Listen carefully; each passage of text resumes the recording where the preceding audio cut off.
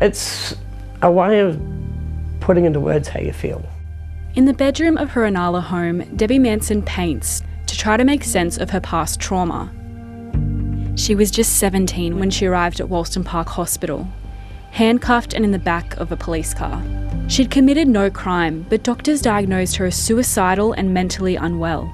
Do you remember your earliest memories of it? Yeah, waking up and thought I'd gone to hell. Debbie was detained for 6 months at Osler House, an on-site maximum security ward for adult women deemed criminally insane. There was no light switch in the room, no toilet, no door, and the window had a really, really thick wooden shutter, which was always covered the window. On her first day, she was handed a heavy canvas nightie and told to strip off. And I took my shirt and my jeans and that off, and she said, and the bra and the underwear. And I said to her, I'm okay with taking the bra off, but why can't I have my underwear? And she said, because you'll use it to hang yourself. For the first time, Debbie Manson is telling her story to pressure the Queensland government to launch a truth commission. Wolston Park has a notorious reputation with allegations of sexual abuse, beatings and chemical restraint from the 1950s to 80s. Debbie says beatings and sexual abuse were frequent.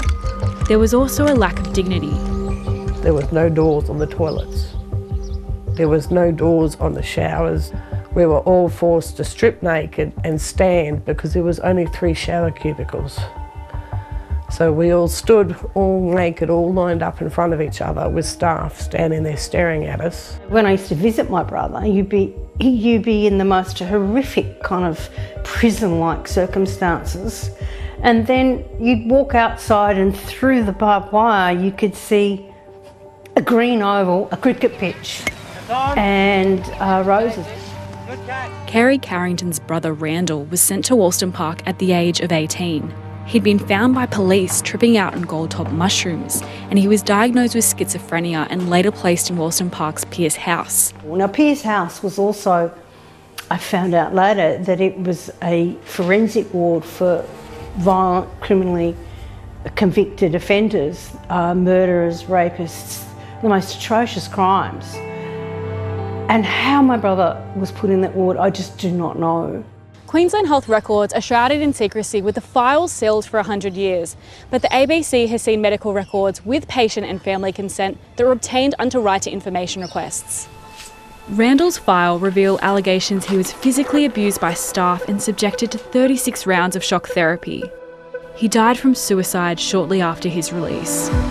I think my brother deserves an apology for his dreadful treatment in that abominable institution. A spokesperson for the Queensland government said it had historically held a number of state inquiries into Queensland mental health facilities, including Wolston Park, and acknowledged harm done by issuing a heartfelt apology. I'm concerned at that kind of brush-stroke response from the Queensland government. Dr Adele Chenoweth is the author of Goodna Girls, a history of children incarcerated at Wolston Park. She says the 2017 reconciliation process to the former wards of the state was too small. There does need to be a commission of inquiry into Wolston Park Hospital. The terms of reference need to be broad, it needs to be public, it needs to call for public submissions, and it needs to be dealt with by a department that is an arm's length distance from Queensland Department of Health. In the back corner of Goodna Cemetery lie hundreds of unmarked headstones. They belong to patients who died at Wolston Park in the 1940s and 50s. And like so much of the dark history that surrounds Wolston Park, how the patients died and the total number of burials are still a mystery. When people die, you get closure. Well, when people died in Wolston Park, you don't get no closure. People need to know the truth. What has Queensland Health got to hide?